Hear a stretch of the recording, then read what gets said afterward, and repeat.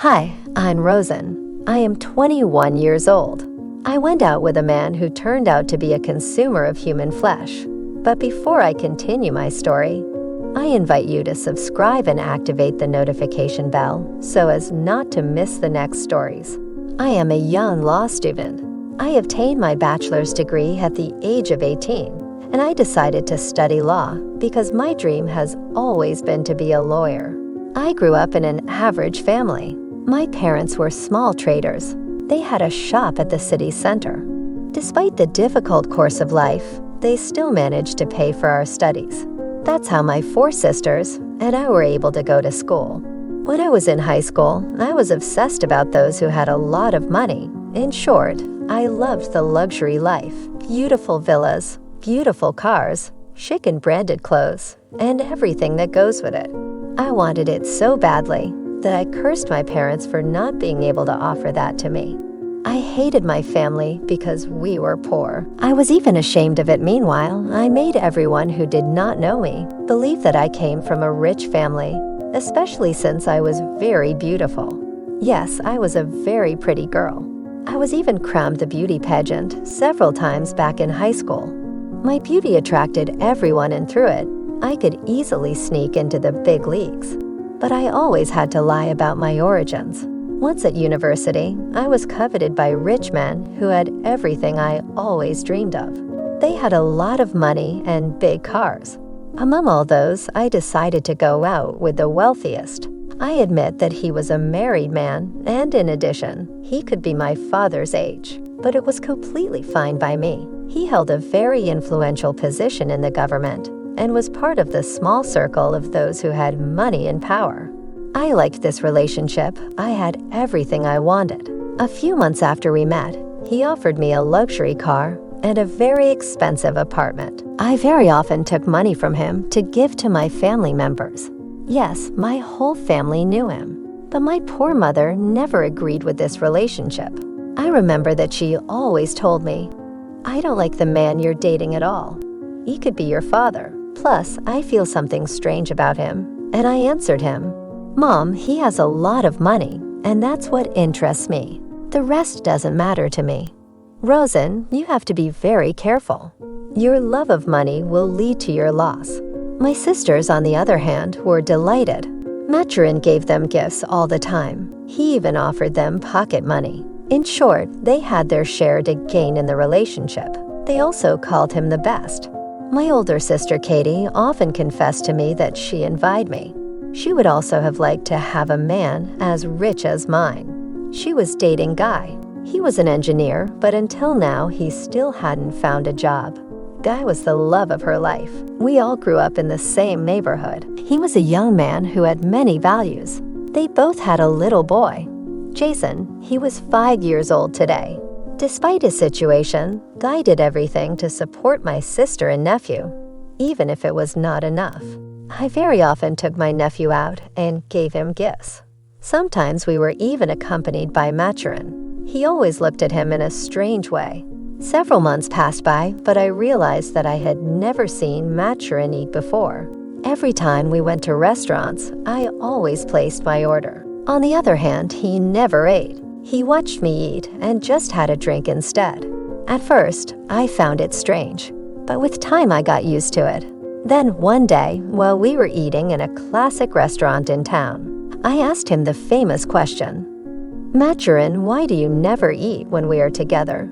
My question seemed strange to him. He was very surprised. "I have a particular restaurant where I eat. I don't eat in any restaurant." "But why didn't you ever say it? I would have preferred us to go there very often so that you can also eat something. I'm tired of eating alone all the time." "Oak, if you want to, I'll take you there." "I sure want to, Maturin." The following weekend, Maturin and I went to his favorite restaurant. It was located in the heart of the city. It was a very chic restaurant, different from everything I had frequented. The people who were there all seemed to know each other. They all had a special relationship with the butler and the cooks. What was strange was that there was no ordinary menu like what we used to eat. The names of the meals on the menu were very different. Seeing my embarrassment, Maturin called the waiter and said, "Give me a young virgin." It seemed strange to me, and he continued, "Bring the same meal for her." Once served, we ate with appetite. At least that's what I made him believe. I ate roasted meat, but this meat had a very strange taste. I hadn't eaten anything like that before. The taste was very weird. Maturin, on the other hand, enjoyed himself easily. He liked this dish so much, and it was clear that he ate with an appetite. But curiously, he spent his time observing me. He observed each of my movements, as if he wanted to make sure that I finished my dish. One of the servants came to serve him red wine, but he refused and refused for me too. "Why don't you want me to take some? It will be for the next time. You're not ready yet." It seemed so mysterious that I didn't want to say more. After that day, we continued frequenting this restaurant, and it was always the same scenario. Until the day when again in this restaurant his order was, "Give me my little one's nephew." I almost fainted. My eyes widened as if I had seen a ghost. Let me tell you why. One evening, while I was at home, in my apartment, my sister Katie called me crying. "Hello, Rosen. Rosen, all is not well." "Hello, Katie. What's up?" "I can't find Jason. We have already looked for him everywhere." "What? Please calm down. Where was the last time you saw him?" "He was at school. We were made to understand that a gentleman came to pick him up presenting himself as his grandfather. And Jason seemed to know him perfectly." "Rosen, I am devastated." "Calm down, Katie. I'm coming. I will also inform Maturin so that he can help us. He has a lot of relationship with the police officers. The search will be quick." I called Maturin right away to tell him the bad news. He promised me to do everything so that we could find Jason. I trusted him. When I arrived at my sister's house, there was already the police patrol. The chief requested all the information necessary to conduct the investigations. I went to Katie. She was devastated. "Katie, how are you, my sister?" "I'm not good at all.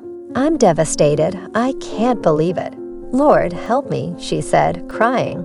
I felt a pinch in my heart. Finally, despite all the search we did for weeks, we still couldn't find Jason. So as soon as Maturin said, "Give me my little girl's nephew," I immediately remembered. I almost fainted. "What do you mean, my little one's nephew?" "I don't understand, Maturin. What do you mean, my little one's nephew?" Maturin gave me a speech that gave me goosebumps. "Little one, it is indeed your nephew that we're going to eat today.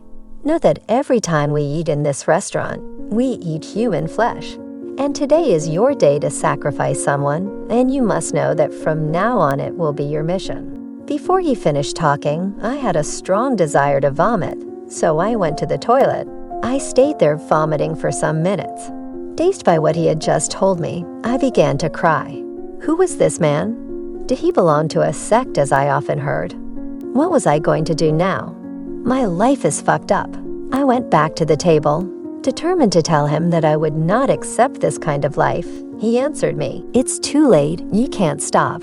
The dice are already cast. If you don't do what I ask you, you will die. In addition, you must introduce your little sister Nora into the system. I will put her in contact with one of my colleagues. But Nora is only 18 years old. Please don't ruin her life. I'll do whatever you want. You no longer have a choice." I watched Maturin, all trembling. Tears kept flowing. I couldn't believe what happened to me. I thought I was dreaming. What am I going to do?